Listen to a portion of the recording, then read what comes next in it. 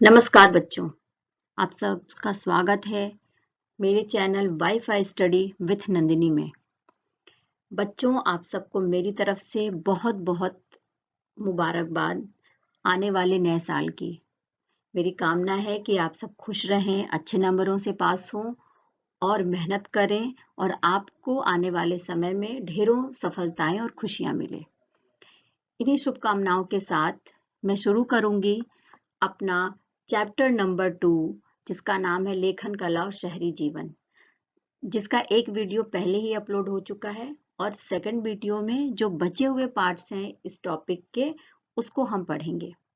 आपके प्यार के लिए, आपके साथ के लिए बहुत बहुत धन्यवाद। बच्चों, इस चैप्टर में जैसा कि आप सबको पता है, मेसोपोटामिया की सभ्यता के बारे में पढ़ रहे थे। मेसोपोटामिया वो जगह है जो इराक में स्थित है और इराक के दजला और फरात नदियों के बीच में जो उपजाऊ भूमि है उसको मेसोपोटामिया कहा गया। तो यहाँ के जो विभिन्न राज्य थे, जो प्रदेश थे, जो विकसित हो चुके थे, जो शहर के रूप में जाने जाते थे, बेबीलोनिया, सुमेर, अक्कद, उर, मारी, उरूख, इन सब जगहों के बारे में हमने पढ़ा और साथ में ही यहाँ की जो लैंग्वेज है, यहाँ का कृषि, यहाँ की भौगोलिक स्थिति, इन सब के बारे में हम पढ़ रहे हैं इस चैप्टर में। आइए अब हम आगे स्टार्ट करते हैं। अध्याय नंबर 2, लेखन कला और शहरी जीवन, राइटिंग एंड सिटी लाइफ। देखो बच्चों, अब हमारे सामने ये प्रश्न आता है कि मेसोपोटामिया की जो सभ्यता थी, संस्कृति थी, वो इतनी विकसित हो चुकी थी। लेखन कला के बारे में हमने पढ़ा था और हमने ये पढ़ा था कि किस तरीके से वो मिट्टी की पट्टिकाओं पर लिखते थे।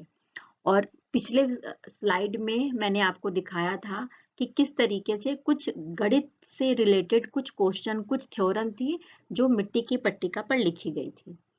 तो मेसोपोटामिया के लोगों ने इस दुनिया को बहुत कुछ दिया है, ठीक है। और उन दी हुई चीजों में जो सबसे इम्पोर्टेंट है, जो सबसे महत्वपूर्ण है, वो है काल गणना, यानी समय की गणना। ठीक है, समय को किस तरीके से हम गणित कर सकते हैं, समय को कैसे माप सकते हैं, वो विधि और साथ में ही गणित के कुछ प्रमुख नियम भी मेसोपोटामिया के लोगों ने इस दुनिया को दिया है। देखो, समय की गणना कैसे की जाती थी बच्चों। समय की गणना के लिए सबसे पहले क्या किया जाता था कि जो चंद्रमा है वो पृथ्वी का चक्कर लगाता है, हम सबको पता है। तो इस बात के अनुसार, यानी चंद्रमा का पृथ्वी के जो चारों तरफ भ्रमण है उसके अनुसार एक वर्ष को 12 महीनों में बांटा गया, फिर एक महीने को 4 हफ्तों में बांटा गया, फिर एक दिन को 24 घंटों में बांटा गया और एक घंटे को 60 मिनट में बांटकर विभाजित किया गया। यानी इस तरीके से समय की गणना को करा गया। अब नेक्स्ट क्या था? नेक्स्ट था कि जो गणित है, गणित में क्या चीजें हमने मेसोपोटामिया से ली हैं। तो गणित में वहां पर जो पट्टिकाएं मिली हैं उसमें गुणा, भाग, तालिकाएं, वर्ग और वर्गमूल, चक्रवृद्धि ब्याज भी उनको पता था। यानी इस तरीके की जो सारणियां हैं वो भी वहां की मिट्टी की पट्टिकाओं में लिखी हुई मिली हैं विद्वानों को। तो इससे दो चीजें हमें समझ में आती है कि एक तो काल गणना यानी समय की गणना कैसे करें, और साथ में ही गणित के कौन कौन से नियम थे जो वहां से मिले थे। अब जो ये समय की गणना है उसका प्रचार प्रसार कैसे हुआ। तो देखो, सबसे पहले मेसोपोटामिया में जब बेबीलोनिया पर सिकंदर ने कब्जा कर लिया था, तो सिकंदर ने जब कब्जा किया तो उसने देखा कि वहां पर काल गणना की जा रही है और उसको उसको और उसके विद्वानों को जो ये काल गणना है वो अच्छी लगी, समझ में आई। तो वहां से सिकंदर के उत्तराधिकारियों ने अपनाया बेबीलोनिया से, और उसके बाद ही धीरे धीरे रोम में फैला ये, फिर इस्लाम की दुनिया में, और फिर उसके बाद मध्य यूरोपीय जो प्रदेश हैं, जो महाद्वीप हैं, वहां पर ये जो काल की गणना है वो धीरे धीरे फैलती गई। इस तरीके से पूरे विश्व में जो समय की गणना का जो तरीका है मेसोपोटामिया का, वो पूरे विश्व में फैल गया। इसके बाद मेसोपोटामिया के जो शहर थे वो किस प्रकार के थे? है ना। यानी जो शहर बसे थे वो किस प्रकार के थे, उनकी बसावट कैसी थी, इसके ऊपर हम बात करेंगे, या उनके शहरों की जो विशेषताएं थी वो क्या थी। तो देखो, जब पुरातत्वविदों ने यहाँ के जो शहर थे उरूक, उर, इनका जब, या मारी, मारी हमने पढ़ा था कि वो एक बहुत ही विकसित राजधानी के रूप में इम्पोर्टेंट था। इसके अलावा जो उरुक था और उर था, यहाँ पर खुदाई के माध्यम से बहुत सारे ऐसे अवशेष मिले हैं जो मेसोपोटामिया की सभ्यताओं को और उनकी संस्कृतियों को बताते हैं। तो जब खुदाई की गई तो ये पाया गया कि वहां पर मंदिर मंदिर मिले हैं, और मंदिरों के चारों ओर क्या था, विकसित शहर था। यानी जो शहर था उसके केंद्र में क्या था, उसके केंद्र में मंदिर था, और उनके ही चारों तरफ शहर विकसित हो चुके थे। और जो मंदिर था वो एक तरीके से जब भी कोई मेला लगता था या किसी बाजार जो लगती थी, वो मंदिर के आसपास वाले एरिया में लगती थी, है ना। यानी लोग शहर से निकलकर मंदिरों के आसपास के एरिया में आकर जो भी उनको जरूरत का सामान था वो वहां से खरीदते थे। यानी एक तरीके से जो मंदिर था वो व्यापार का केंद्र भी था, क्योंकि उसके चारों ओर दुकानें और इस तरीके की गतिविधियां हुआ करती थी। तो हम मेसोपोटामिया के शहरों को जब बांटते हैं तो हम देखते हैं कि उनके 3 प्रकार हैं। मंदिरों के चारों ओर विकसित हुए शहर थे, व्यापार के केंद्र के रूप में विकसित हुए शहर थे, यानी ऐसे शहर जो प्रॉपरली व्यापार के लिए जाने जाते थे। और इसके बाद शाही शहर। शाही शहर का मतलब क्या है, वो जगह जहां पर शाही परिवार रहता था, जो उस शहर का मुखिया था या जो राजा होता था। अब शहरीकरण या नगरों की बसावट के बारे में बात करेंगे। नगरों की बसावट के बारे में, नगर नियोजन के बारे में बात करते हुए थे, मैंने आपको बताया था कि कोई प्रॉपर नगर नियोजन की व्यवस्था यहाँ पर नहीं थी। गलियां टेढ़ी मेढ़ी थी, और साथ में ही जो घर की छत थी, जो घर थी उसकी छत थी, उसका जो ढलान था वो आंगन की तरफ था। मतलब अगर बारिश होती थी तो पानी आंगन में, घर के अंदर आंगन में गिरता था, और फिर वहां से हाजी के माध्यम से या हौज के माध्यम से धीरे धीरे वो पानी निकलकर बाहर जाता था।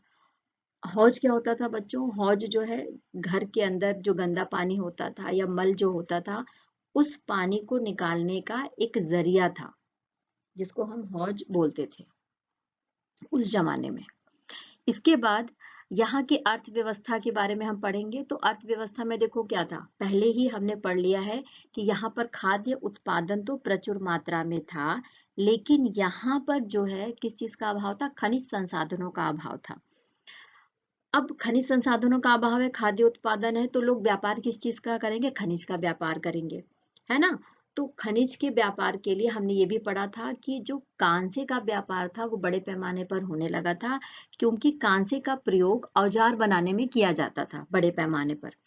तो इस तरीके से वहां पर व्यापारिक क्रियाएं प्रारंभ हो गई थी, और जिसके पास जो चीज नहीं होती थी उसको ये अनाज या खाद्य जो उत्पादन था उसके बदले में उसको लेकर उन चीजों की पूर्ति की जाती थी। यानी वस्तु विनिमय के साथ साथ में एक व्यापार भी स्टार्ट हो गया था, क्योंकि हमने मुहरों के बारे में भी पढ़ा था। यानी मुहरें आ चुकी थी, सामान लो और मुहर दो, ऐसी व्यवस्था आ चुकी थी वस्तु विनिमय के साथ साथ।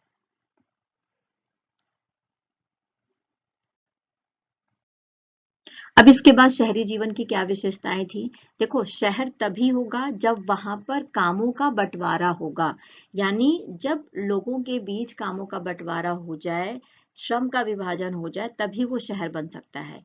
तो हमने मेसोपोटामिया की संस्कृति में देख लिया कि व्यापार होने की वजह से वहां पर जो काम थे वो ज्यादा हो गए थे, और फिर कामों को बांट दिया गया। तो इस तरीके से यहाँ पर श्रम विभाजन हो गया, और विभिन्न कार्य से जुड़े लोग आपस में लेन देन के माध्यम से जुड़ते थे, क्योंकि जब व्यापार होगा तभी आप आपस में जुड़ते हैं। तो व्यापार के माध्यम से ही एक देश के से दूसरे देश में, एक राज्य से दूसरे राज्य में, एक शहर से दूसरे शहर में, इस तरीके से करके लोग एक दूसरे से जुड़ते रहे, है ना।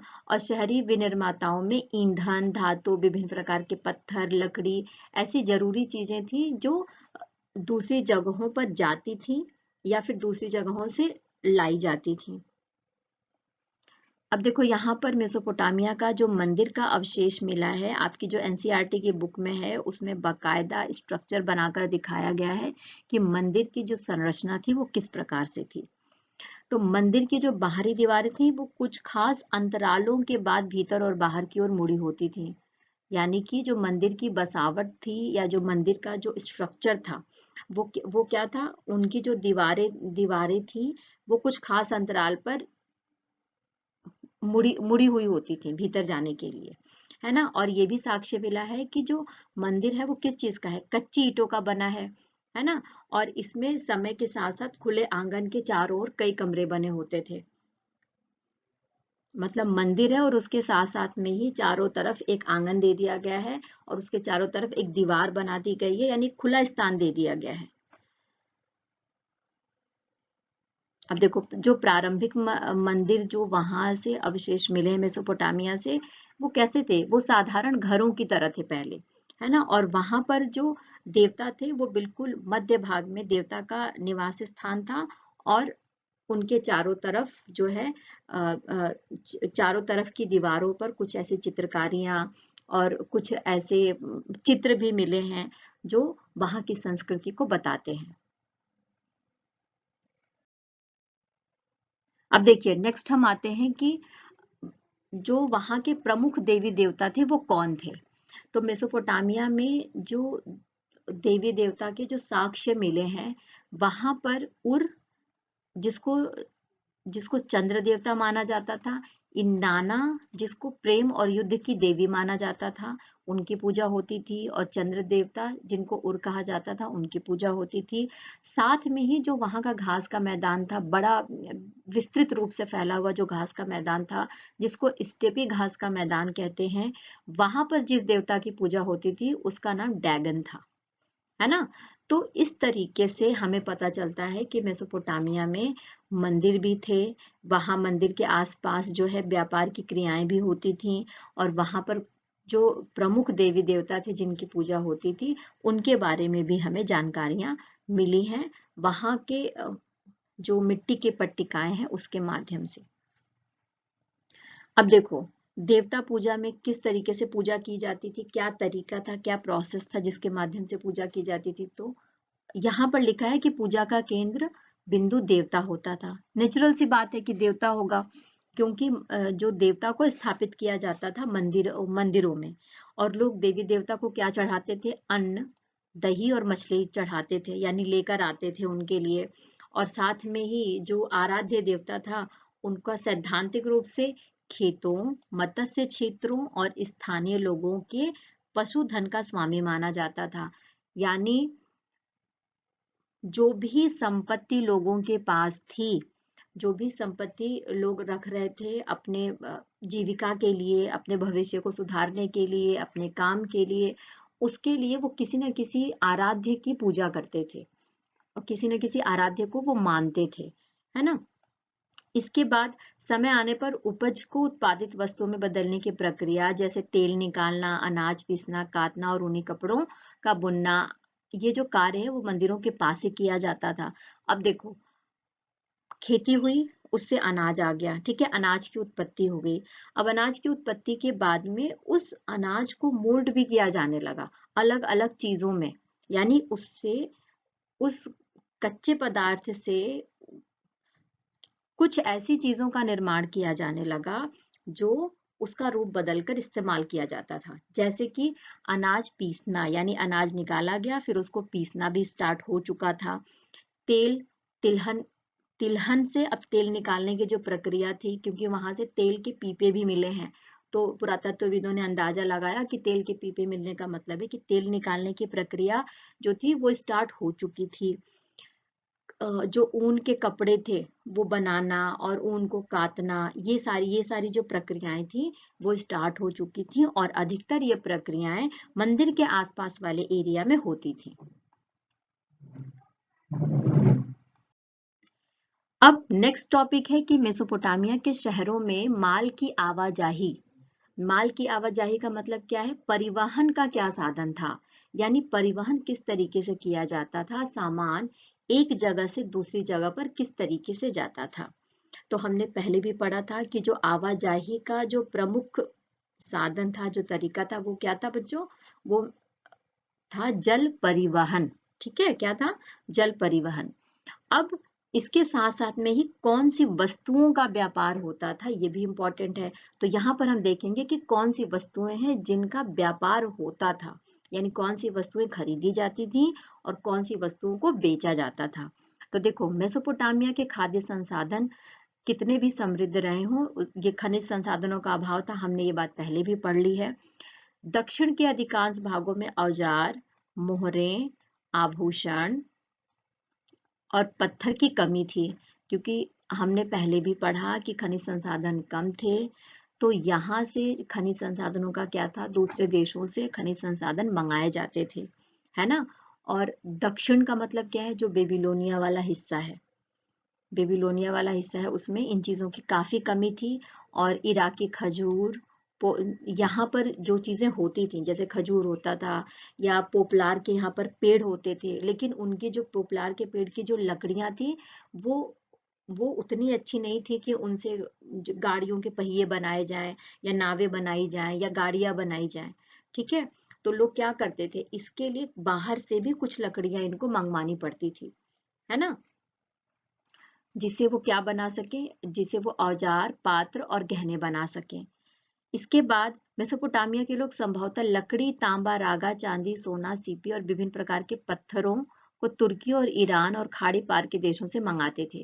देखो, ये जो अवशेष, जो पुरातत्वविद जब इसकी खुदाई कर रहे थे, तो उन्होंने उनको एक कब्र मिली। ठीक है, तो कब्र में, जो कब्र था उसके साथ में ही सोने चांदी के बर्तन, सोने के बर्तन, आभूषण और लाजवर्द, पत्थर से बनी कुछ ऐसी कीमती या बहुमूल्य कुछ ऐसी चीजें मिली, जो जो ये बताती हैं कि इन चीजों का बाहर से व्यापार होता था, बाहर से चीजें ये मंगाई जाती थी।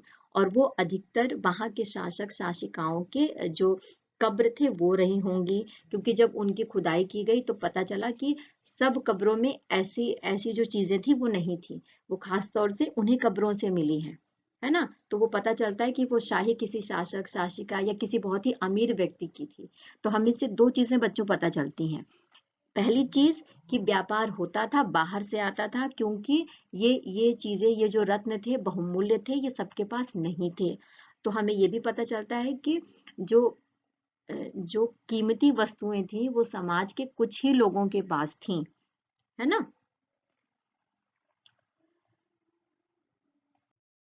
अब इसके बाद परिवहन का साधन क्या है? परिवहन के साधन के बारे में हमने पहले भी बात करी है कि जल मार्ग सबसे अच्छा साधन था। फरात नदी व्यापार के लिए विश्व विश्व मार्ग के रूप में काम कर रही थी। और इसके साथ साथ में मैंने आपको बताया था कि फरात नदी से जो जल धाराएं निकलती थीं, वो नगरों के अंदर जाती थी और वो नगरों के अंदर परिवहन का काम करती थी। अब देखो, इस जल मार्ग के माध्यम से जो अनाज के बोरे थे, जो विभिन्न प्रकार के जो खनिज संसाधन थे, खाद्य पदार्थ थे, जो जानवरों की जो ढुलाई की जाती थी, या मतलब ये सारी प्रक्रियाएं इस परिवहन के माध्यम से आगे बढ़ रही थी। फरात नदी के बारे में आपको बताया गया है कि फरात नदी का जो दक्षिणी हिस्सा था, मैंने आपको बताया था कि फरात और दजला, ये दोनों नदियां उत्तरी भाग से निकलकर दक्षिणी भाग की तरफ बह रही थी। तो इस फरात नदी का जो बिल्कुल किनारे का हिस्सा था, जो उर्ध्वाधर वाला हिस्सा था, दक्षिणी एरिया था, उस पर मारी राजधानी बसी हुई थी, है ना। और मारी जो राजधानी थी वो बहुत बड़ा व्यापारिक केंद्र बन चुका था मेसोपोटामिया का। और व्यापारिक केंद्र बनने में जो सबसे बड़ा योगदान था वो फरात नदी का था, क्योंकि परिवहन का सारा काम उसी के माध्यम से हो रहा था।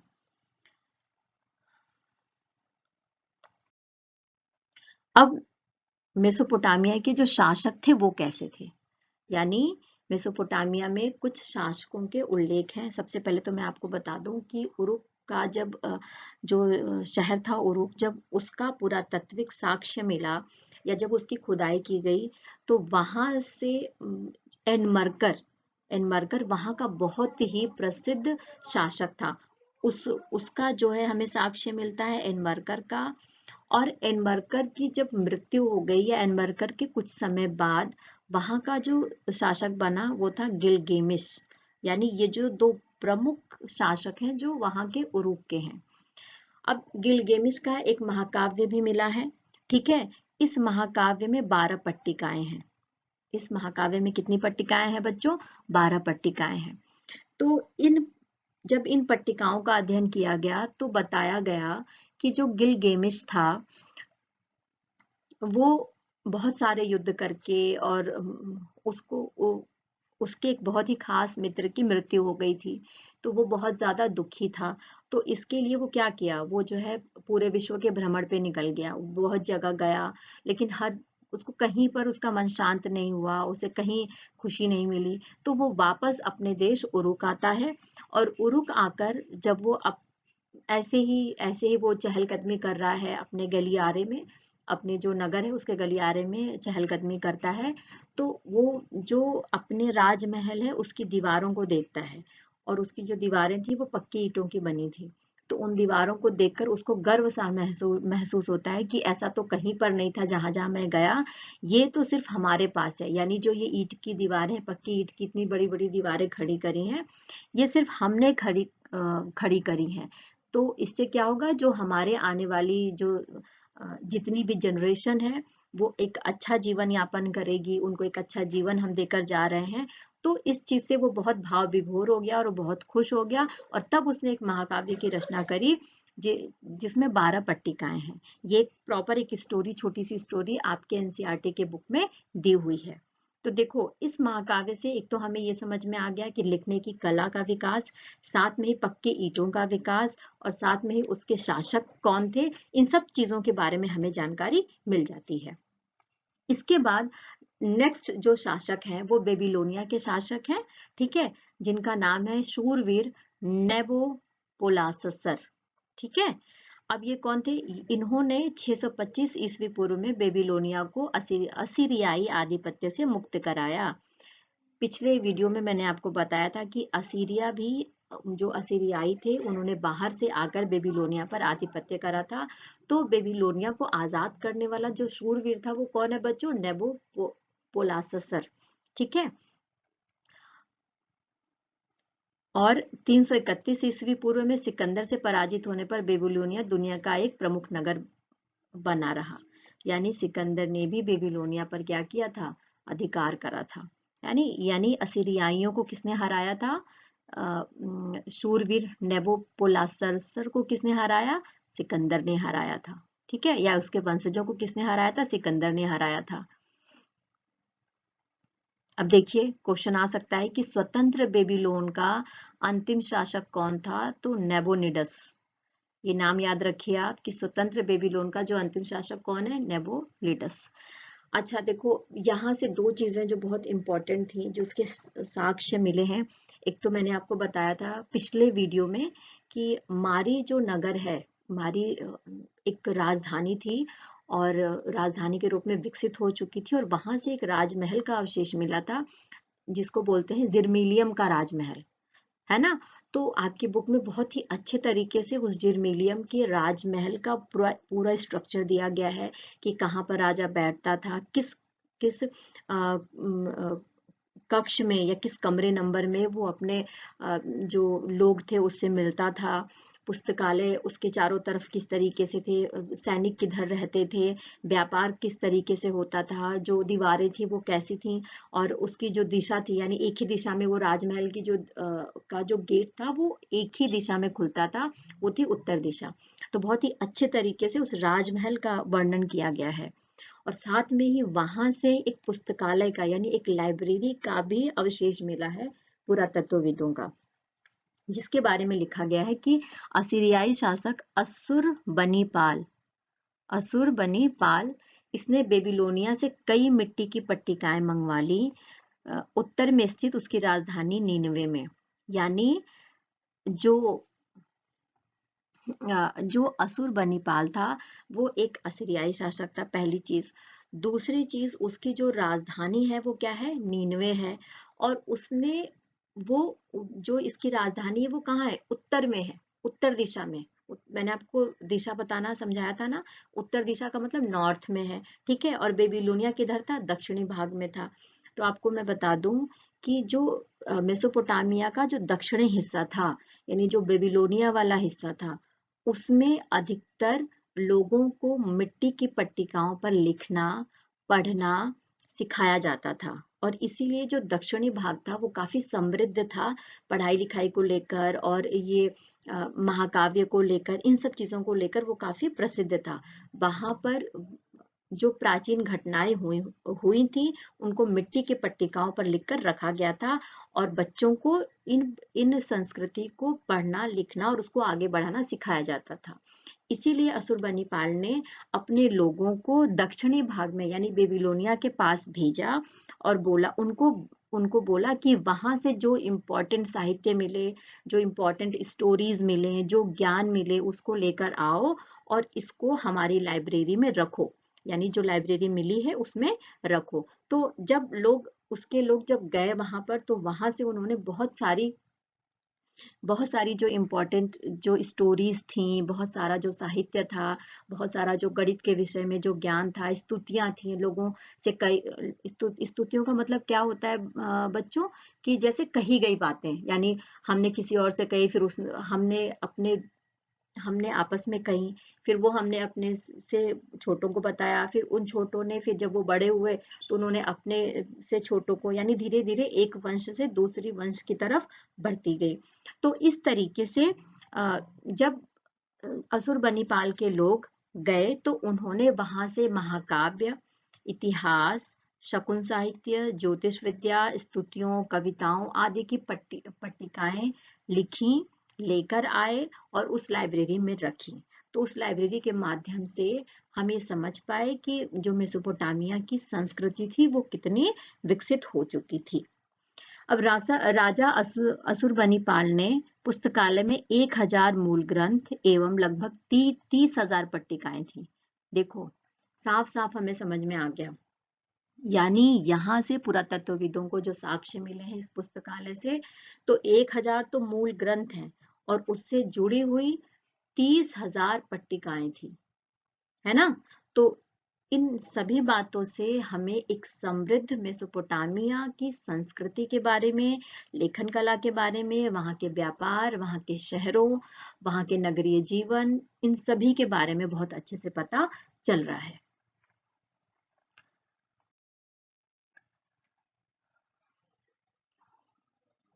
इसी के साथ में बच्चों ये चैप्टर हमारा आज समाप्त होता है। मेरी कोशिश थी कि मैं इस चैप्टर को बहुत ही इजी तरीके से आप तक पहुंचा पाऊं, क्योंकि जो जब हम बुक में पढ़ते हैं तो वो चीजें बहुत टफ लगती हैं, लेकिन जब उस बुक को इजी शब्दों में या इजी इजी लैंग्वेज में एक स्टोरी के रूप में आपको बता दी जाए तो वो समझ में भी आती हैं और अच्छी भी लगती हैं। तो मेरी कोशिश है कि मैं इस वीडियो में जो कंटेंट है एनसीईआरटी का वो आप तक अच्छे से पहुंचा पाऊं, और अगर मैं इस चीज में सफल हुई हूं तो आप इस चैनल को लाइक सब्सक्राइब करिए, शेयर करिए, लोगों तक ज्यादा से ज्यादा पहुंचाइए, ताकि उन बच्चों को मदद मिल सके जो तैयारी कर रहे हैं, या जो बच्चे पढ़ रहे हैं, या जो बच्चे हिस्ट्री में इंटरेस्ट लेते हैं। आपका बहुत बहुत धन्यवाद, आपने मुझे बहुत सारा प्यार दिया, ऐसे ही प्यार देते रहिए। आपका बहुत बहुत धन्यवाद। आप सबको नव वर्ष फिर से मंगलमय हो, बहुत बहुत मुबारक हो।